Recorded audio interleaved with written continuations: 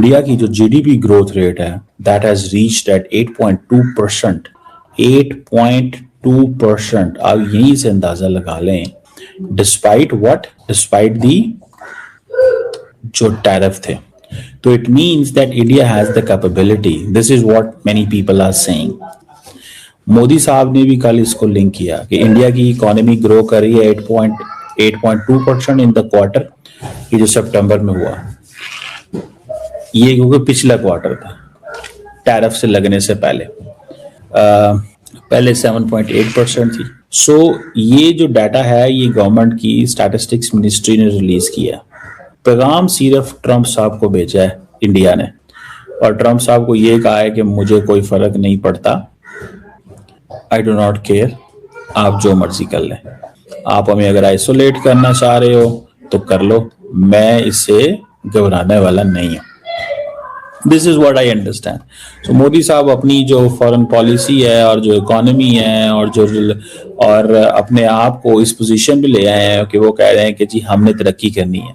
सो ये आप देख लें, ये बाय द वे ये रॉयटर्स का आई थिंक पोल है जो कि 61 इकोनॉमीज का उन्होंने कुछ किया, कुछ इस तरह।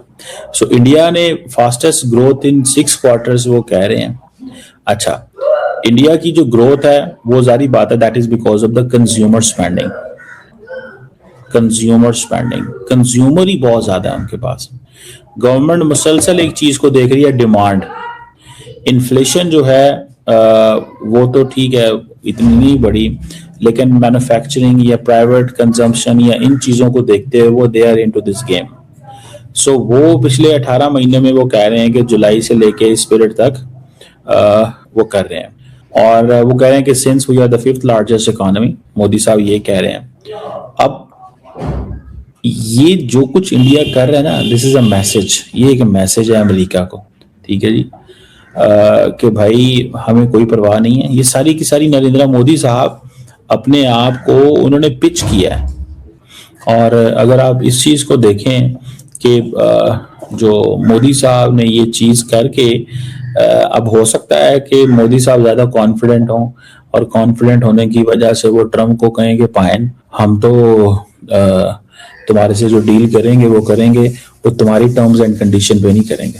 हम जो डील करेंगे वो तुम्हारी टर्म एंड कंडीशन पे नहीं करेंगे। मुझे ये एटलीस्ट चीज जो है वो नजर आ रही है। सो लेट्स सी, देखते हैं कि इसमें वेयर डज इंडिया स्टैंड, और जो इंटरनेशनल कम्युनिटी है वो तो देखेगी कि ये बेसिकली ट्रम्प को एनॉय करने की कोशिशें हैं। और ये चीज अगर आपको याद है कि गोल्डमैन सैक्स ने कहा था कि भाई 2075 पाकिस्तान दुनिया की 12वीं बड़ी इकोनॉमी हो जाएगा। उसकी वजह क्या है? Consumer.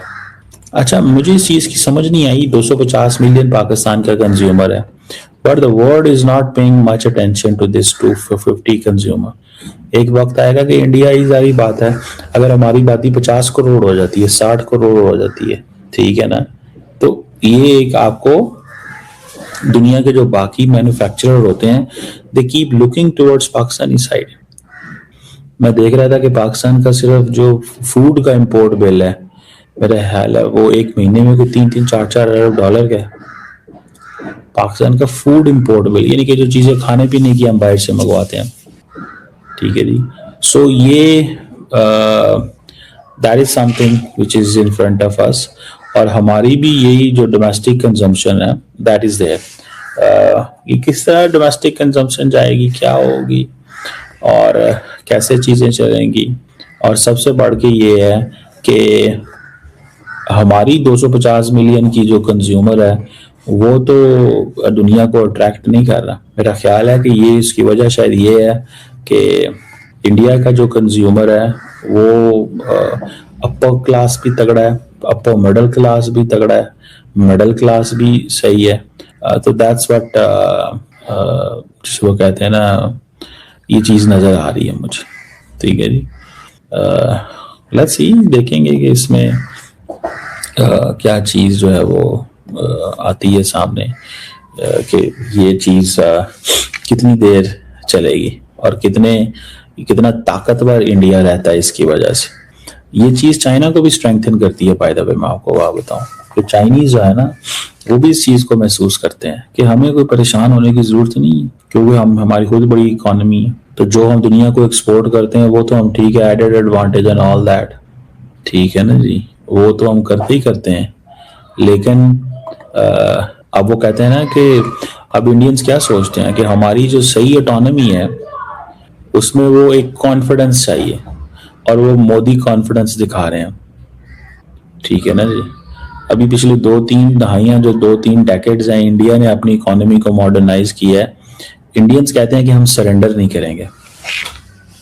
This is what they are saying, surrender in terms of giving others choice to do what they want to do with us, ठीक है ना जी। और हम इंडिया का मौका ये है कि जनाब हमारे तो 2 न्यूक्लियर राइवल्स हैं, ठीक है ना जी। तो हमारी जो ऑटोनॉमी है वही हमारी सिक्योरिटी है, ठीक है ना जी। लेकिन इंडिया की जो ब्यूरोक्रेसी है वो कहते हैं डिफेंसिव है। जो पॉलिटिकल क्लास है वो कॉन्फिडेंस दिखाने की शो करती है, लेकिन उसको ब्यूरोक्रेसी भी डराती है। ये this is what you know. लेकिन फिर होता यह है कि फिर पब्लिक है, पब्लिक इटसेल्फ लिटरेसी रेट इतना हाई नहीं है, वहाँ पे जो चीज़ें हैं वो सारी हैं। तो ये कुछ ऐसी चीज वहाँ पे है। सो जो स्ट्रेटेजिक ऑटोनॉमी है, इंडियंस कहते हैं कि इट्स नॉट द प्रॉब्लम। ये फॉर इंडियंस कहते हैं ये हमारे लिए प्रॉब्लम नहीं है। किस अंदाज से इस ऑटोनॉमी को परसू किया जा रहा है, that is important. So India जो है वो अपनी सॉवरेनिटी को प्रोटेक्ट करना चाहता है। दैट्स व्हाट ये ट्रम्प मोदी साहब ने ये सारा कुछ किया है कि हम अपनी ऑटोनॉमी को प्रोटेक्ट करना चाहते हैं। सो अब फॉर एग्जांपल बहुत सारी ऐसी चीज़ें हैं जिनको दे वांट।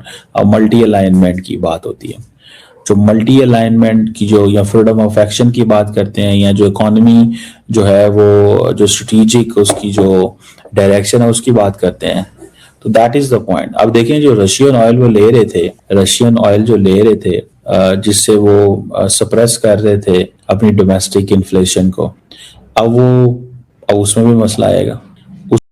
नमस्कार दोस्तों, एक और वीडियो में आपका स्वागत है। जैसा कि आपने वीडियो में देखा, अब तो जिहादी कमर चीमा जो हमेशा इंडिया के ख़िलाफ़ बोलते हैं और इंडिया के कोई भी बातों पे उसकी नुक्स निकालते रहते हैं, अब तो वो भी मान रहे हैं कि इंडिया अब नंबर 1 है, क्योंकि इंडिया ने अब जीडीपी ग्रोथ में अमेरिका, रशिया, यूरोप के देशों को भी पीछे छोड़ दिया। अब कमर चीमा इंडिया की तारीफ़ कर रहे हैं, और ऐसा ही चलता रहा तो वो दिन दूर नहीं जब इंडिया 3rd लार्जेस्ट इकनॉमी बढ़ेगा। और पाकिस्तान को थोड़ी जलन तो हो ही रही होगी इंडिया की तरक्की से, पर कुछ नहीं कर सकते। ये इंडिया है, इंडिया।